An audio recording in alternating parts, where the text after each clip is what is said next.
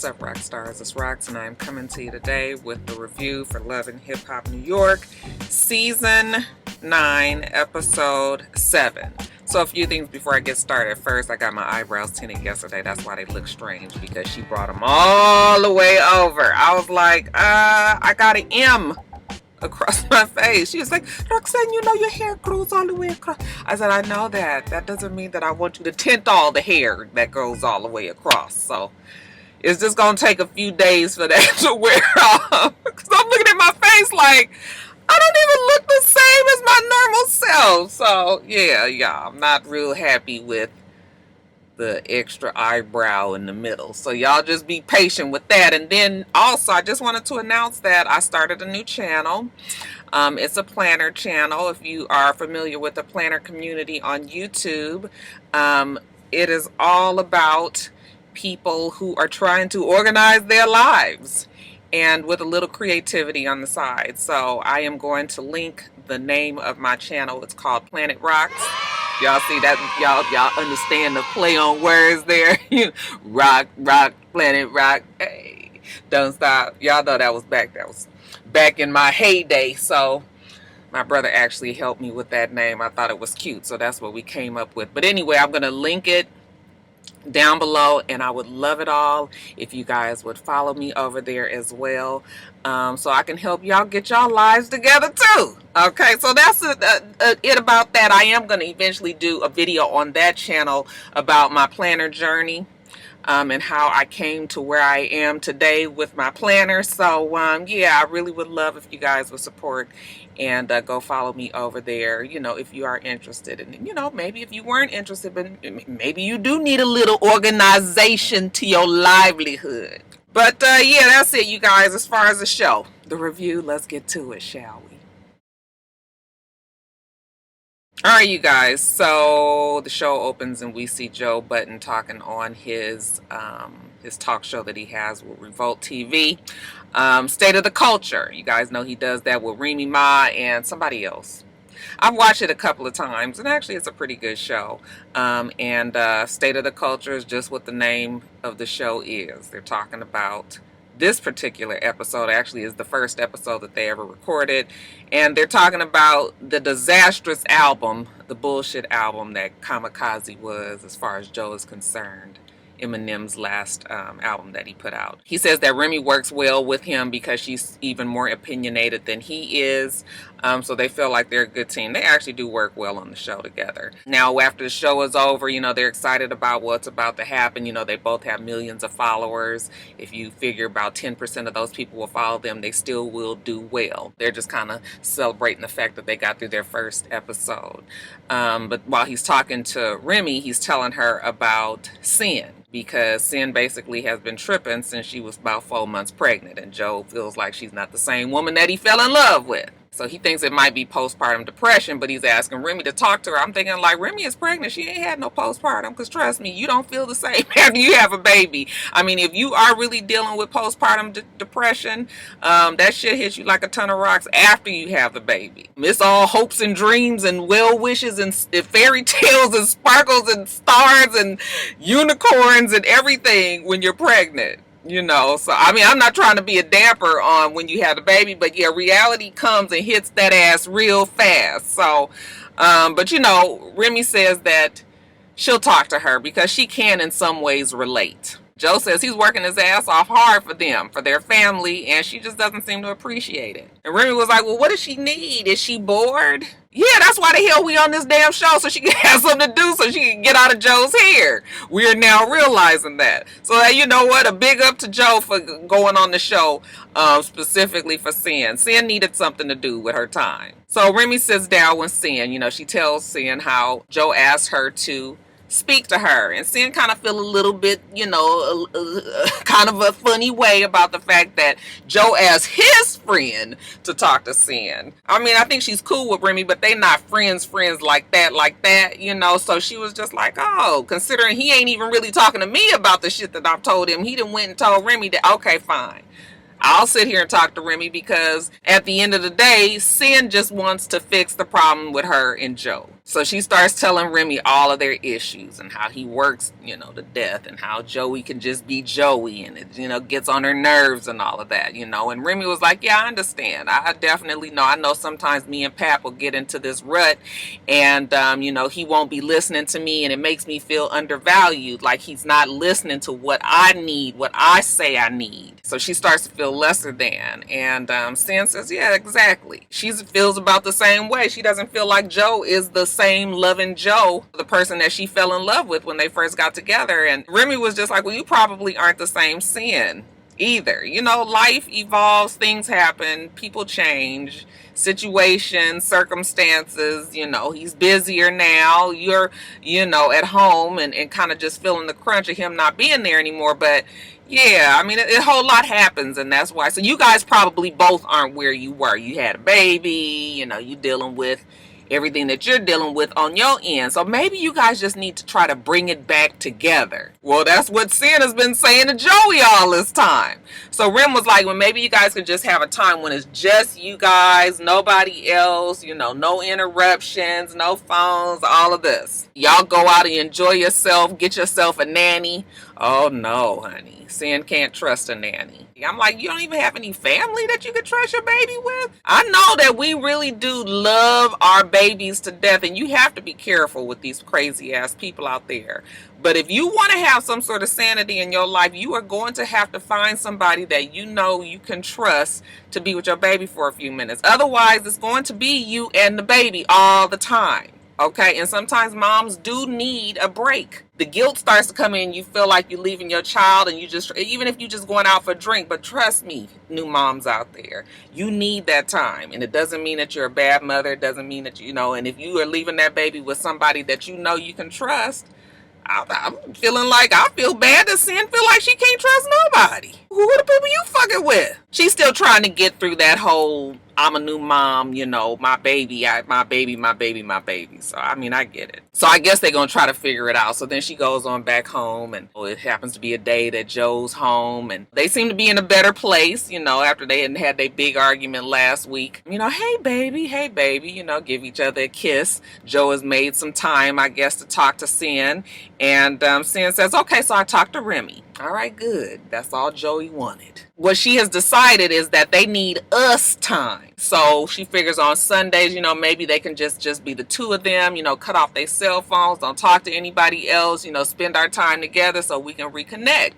And Joe is looking at her like, what? Because I said that you needed to talk to Remy because of this whole postpartum depression thing. Now you sitting up here talking about spending more time with each other, but you're not dealing with the issue, okay? You worried about the wrong thing. So he was just like, are you depressed anymore? Because I thought that's what we was trying to work on, the fact that you need to get your mental back right. And she says, yeah, I am depressed still, but I'm working on it. I'm doing some self-care. I'm in the studio. I'm singing my heart out. I'm on the show. Thank you for letting me be on here, baby. But yeah, I'm working on me. And Joe was like, that's not really working on you. Okay, we need to see a therapist if you feel like you got postpartum. Well, Sin doesn't want to go to a therapist. She doesn't want to go to a doctor. She doesn't want to get put on medication. You don't have to always be put on medication when you have postpartum depression. Sometimes it's just the fact that you need to talk some things out. But Sin has already built up in her mind the negatives, and this was a good thing to see on the show because in the Black community, in the I guess in the Latino community as well, we have this aversion to therapy. And even though it's getting better, it's still like mothers, because you guys know that I have a video on postpartum depression, right? It's a story time. It's one of my story times. It's in the playlist. If I can remember, I will put it on the screen. And down in the description box. But postpartum depression is real. And I went through it. That's why I can 100% say that you need all the fucking help that you can get when you are in that. Because I was like postpartum psychosis. It was not quite depression. It was a whole nother level. It was good to see her because it was just like she was being irrational. It was like, no, you can't work on this yourself or else you would have fixed it by now. So he's trying to break it to her as gently as he can, like that. Like, listen, I know that you trying to worry about us, but don't worry about me right now. Worry about you. Let's make sure we get you right. And then maybe after everything else with that falls into place, then our relationship will get better just as a result. But seeing, yeah, I don't know if she ain't quite getting it just yet. I had to take off my damn scarf and shit. It's hot as fuck in this car. It's 39 degrees outside and I had to turn the heater off because I was, woo, it's hot. Anyway, I keep on looking at me. I look crazy to myself with these eyebrows, child. Safaree. So we see Jacques and Safaree. They meet by the food truck. I thought that we forgot all about Jacques screaming out his Sean John deal. But so this time, instead, he paid Safaree to go on and shout out his Sean John deal. I'm so tired of hearing about that damn Sean John deal. Why I can't say it's Sean John deal? We get it. And speaking of deals, looks like Safaree got a deal in the works as well. So old man Richie D walks up, and right when Safaree is telling them about how Doc Johnson, which is a adult toy maker, they have reached out to him after his picture went viral. You guys remember that picture of old Safaree's ding ding child? It was something to behold. He's telling them how they offered him an offer that he can't refuse. They're all like, yeah, you shouldn't do it. And I'm thinking to myself, like, why shouldn't he? They got the nerve to bring up the fucking music. The music come first. I said, since when with Safaree? We talking to Safaree here. Y'all know this is Safaree, right? Safaree. Okay? Yeah, that little 100 on, whatever it was cute. It was cute. But Safaree is never going to be this worldwide, musical, international sensation and artist that everybody in sold out arenas and no. Safaree ain't fixed to do that. Why y'all sitting up here talking about some fucking music come first? Music don't come first with Safaree. Not to us. So, bad advice if you ask me. Seemed to be the running theme of the night. Anyway, they get to talking about Sydney. They're trying to make a star out of Sydney. That she had this record. She had it for a week. And she couldn't get it right. And I'm thinking to myself, like, who the fuck think it's a week is long enough for somebody like a Sydney Star to have? She had that shit for 4 years and it still would have sounded the same. Jacques got this song that he wants to put Sydney Star on, but if she don't deliver, she don't come correct after they told her to go back to the drawing board, then he gonna take her off the music altogether. And that's when Richie D was like, oh, I've taken them artists off of a song in the past and it didn't go well. Okay, how about when Safaree gets to teasing Erica about her Gone in December or whatever? I don't even know how the song goes. I've never ever heard it really, so I can't even sing it for you. But I do know for a fact that Erica cannot sing. Okay, so they laughing about it. I was like, ooh, that's gonna be your ass, Safaree, because you know that your wife to be don't play that. Y'all make sure you check on Safaree today. Make sure he ain't got a black eye. So now that Safaree is not real sure, Richie D told him that the music should come first. He decided maybe he should sit down with Remy and Pap and talk to them. Black love is always on display with the two of them. Maybe some of that'll rub off on him. So he sits down with them and he's telling them how, this is going to be his year. I guess 2019 is going to be his year where he has a baby, his own golden child, and he's going to be getting married. So, of course, all this talk about Erica Mena, okay, subconsciously, they're preparing us for Mona's bullshit. Mona, bitch, you know that, this is on you. But I said I wasn't going to say nothing negative about their relationship. We just going to see with that one, you guys. Anyway, he get to telling them about the deal from Doc Johnson. How it's a whole bunch of money, and that they going to do a cast of his ding ding, and Remy is like, really? And Pap was like, I don't think you should do it. I was like, what? Who are you guys talking to? And Remy was like, why not? And he was like, because why would you do that? You're a musician, you're an artist, and then you about to be doing porn? Well, it's not really porn, okay? And really, the porn industry it seems almost very closely tied to the music and rap industry anyway. I mean, everything in the music right now today is borderline porn. You just listening to it instead of watching it. So I was like, what is the problem here? And again, it is Safaree. What music are we yearning for from Safaree? So I'm just really getting annoyed with this bad advice that everybody's giving them. Okay, and then to make it even worser, shout out to Future. Safaree, he decides that he's gonna go to LA and talk to the Doc Johnson people in person, because when he was talking to Remy and them, he was telling them how he already signed some paperwork, and she was like, well, did you read it? And he was just sort of like, no. And I was like, see, this is stupid. Because I know Safaree's been around long enough and his ass has been burned by his very own ex by not signing paperwork, not having his business in order, and then he would turn around and do something like that with a sex toy company like this. I was just like, you guys are like Lazy Bone or whatever his name, when the girl walked in the room, he was like, like, go away. He was so fucking bold when she was like, the police are outside. He was like, I'm getting off track. You guys probably don't even know what I'm talking about, but y'all, okay, anyway, let me move along. So, this Doc Johnson deal supposedly is $1 million deal. I was like, the fuck is you crazy turning something like this down? He goes and talks to the Doc Johnson people, and they're telling them how the company has been around for years and it's been in the family, and, they make so much money from the toys that they make, okay? They tell him how, they make 6 or 7 figures a month on a certain type of toy, and that Safaree could be one of those ones as well. And he's sitting here contemplating. I'm like, nigga, is you crazy? He's asking them, do he need to be semi-hard or rock hard? Or, how does it need to be? And they was like, well, judging from your pictures, really, you could just be semi-hard, and I think the girls would be okay. Then, Safaree is trying to get a better understanding, so he gets up and he gets a strap, because this particular toy will also be able to be strapped on. So, we got to have a demonstration of the person putting the strap on, and they act like they him. I was like, no, ain't nobody acting like they you, Safaree. Corny ass nigga. So, they're telling him that this is a sure thing, that they sell over 5,000 harnesses a month. A month! Do you realize the type of money that these people are talking about? And not that Safaree would get all of that, but even just a little piece of that pie. He is a fucking fool to turn that down. I'm sorry. Talking about he don't know now. What don't you know? You better jump on this while it's hot. Gonna have him in the damn studio pulling out that bullshit, and the nigga gonna be pop locking and on motorcycle bikes for the rest of his fucking life. Shit. You better get that deal, Safaree. Now we see Sydney Star, and Sydney says she is determined to get old man Richie D and Jacquet to take her seriously.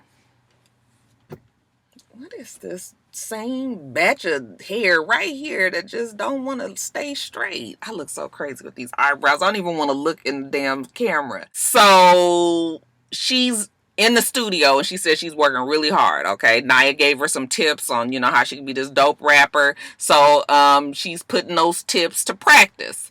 Her boy Byron drops by.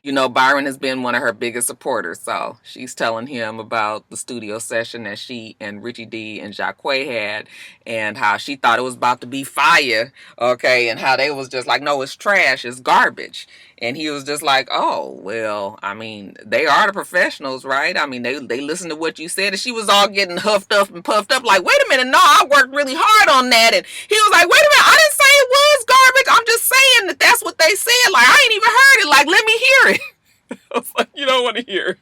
Now, one thing we can say for Sydney Star, baby girl, be ready. You know how these rappers be on the radio shows now, and they be like, okay, let me hear a few of your bars. And they be like, well, I ain't really ready. I ain't got nothing like right off the top of my head. I need a little time. It's early in the morning. No, you ain't never gonna get that with Sydney Star. Sydney Star be like, okay, you want to hear it? Here it go. Yo, I'm the transgender queen. I'm just trying to do my thing. Bitches all up in my face. I'm just trying to get my place. He was looking like Byron was looking like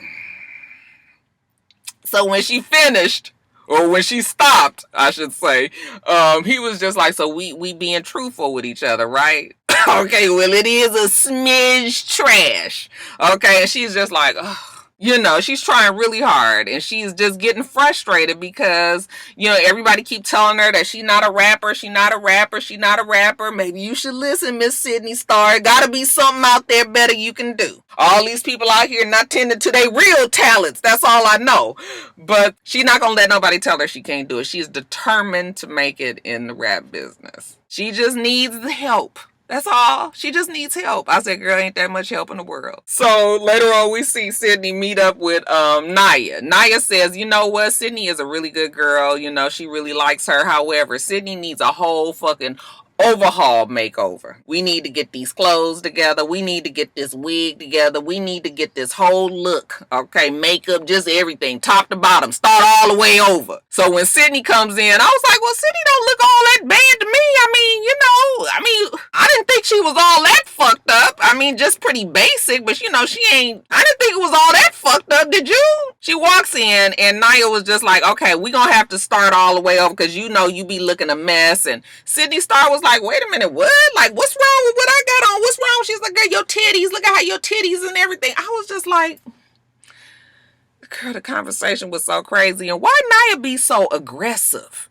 I didn't know if she was trying to fight her, if she was playing with her, if she was teasing. You know, everything just be so full force and everything. I was like, girl, that's why you be getting in fights, because people be misunderstanding what you mean. Bring it down, Naya. Sydney don't want to wear that shit. Naya starts to get offended while they in there talking. Then in walks Jacquay, and Jacquay is listening to their disagreement, you know. So he's trying to tell her, like, you know, you need to help, you need to listen. All right. And Sydney is getting offended. I think I would have got offended the way that they was talking to me too. Shit. But Naya still tries to tell her, like, the reason why don't nobody want to help you is because I was like, girl, you trying to work on her and you need to work on you too. Yes, give her the help. Let's soften it up a little bit. Because Jacquay's whole thing was like, so you just gonna be mad and when people try to help you, then you gonna quit? And Sydney Star was like, I ain't never said I was gonna quit.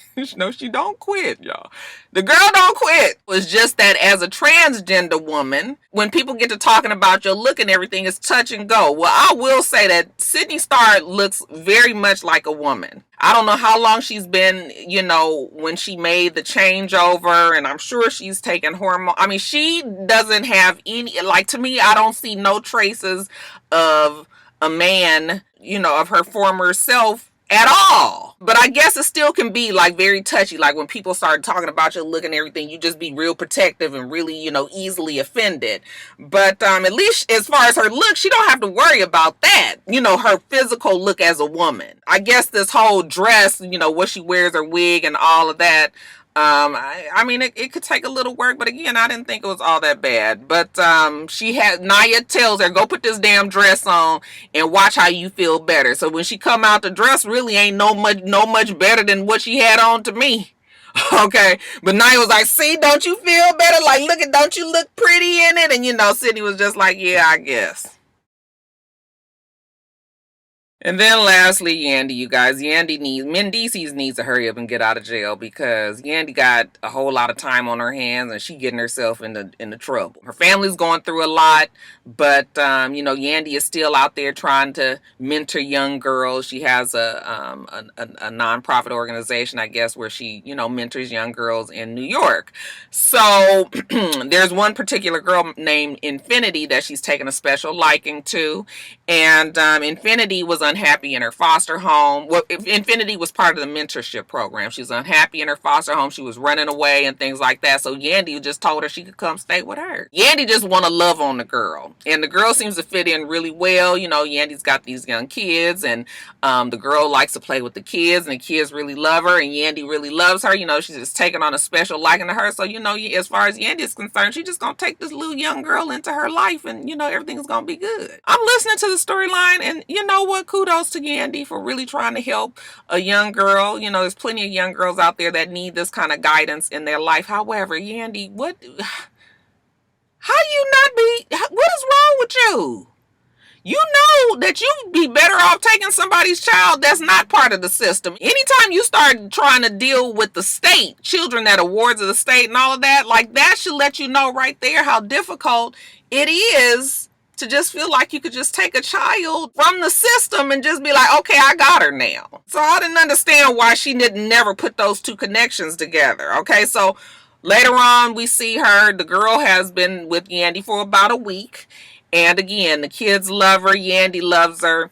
Yandy says she's been calling all around, trying to reach the foster family that the girl ran away from. They don't call her back, trying to reach the social worker that is responsible for the girl. They haven't called back, which is interesting because I used to work for the Department of Children and Family Services in Los Angeles, and I know those social workers really do have a responsibility to keep up with those kids. So it's interesting that she wasn't able to really get in touch with anybody. That's definitely a problem, but she just loves having the girl around. Now, Jonathan comes by because, Jonathan said now that he can't smoke crack with Anais no more. I don't know if they smoking crack together, but something was going on with Anais and Jonathan for them to just cut their friendship cold turkey. He said he got other friends that need him. When she get to telling Jonathan the story about how the girl had been running away, so she's just decided to let her stay there, Jonathan was like, well, you're harboring a minor. Like, she's a ward of the state. You can't really just have these kids and just feel like it's okay. You could go to jail. Like, this is really against the law. Yandy was just like, what you mean? So you mean just because I'm trying to put her in a loving environment, yeah, that's what we saying. It's fucked up too because, as many kids that are in the foster system, there are a lot of people who don't want to deal with them but have them, and then the ones that want to deal with these children, they are not foster, they're not foster parents and all. But you know what, you just have to go through the process. You become a foster parent so that you can get these kids. But I just couldn't understand why Yandy didn't. She was so floored, like, what, really? Yes, really. And even later on when we see her with Mano's girlfriend, what's her name? Real pretty girl. What's her name, y'all know who I'm talking about. Mano's girlfriend. And who was the other one? I can't even remember. Was it Naya? I think it was Naya. She went and hung out with them. And then, afterwards, she's telling them the same thing. Like, she finally talked to the social worker, and the social worker was like, yeah, you cannot have her. You're going to have to take her back to her foster home, or she's going to have to go to a group home. But you can't keep her because you haven't been certified as a foster parent. Now, if you keep on holding on to her, we can come in there and we can take her and your kids. Because obviously you don't have good judgment. Well, Yandy don't want that. She can't lose her own kids. So now she's got to break it to the little girl that night that, she's not going to be able to keep her, that she's going to have to at least take her to a group home. And she's feeling really bad about that. I feel bad for her too, because, you were trying to help. So at the house that night, the girl is there. You can tell she's just happy and content being there with Yandy. I would imagine so. You actually are with somebody who's on a reality show, who's well known. There's a car parked right exactly behind me. What the hell are you doing? Like, right behind me. There's a whole bunch of parking spaces. There's a whole bunch of parking spaces. Why is he right behind me? Huh.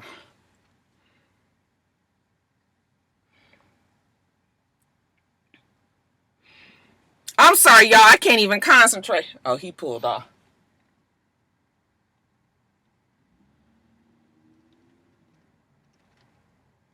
The fuck? I thought I was gonna have to get out this car, y'all. I can't fight, but I was gonna I was gonna do something.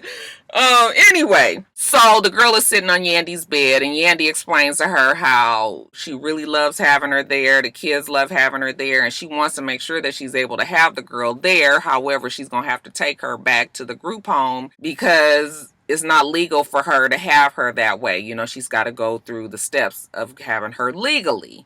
And the little girl just starts getting very upset. Like, you know what? Why can't I have happiness? Like, I deserve happiness just like anybody else. Okay, I'm here.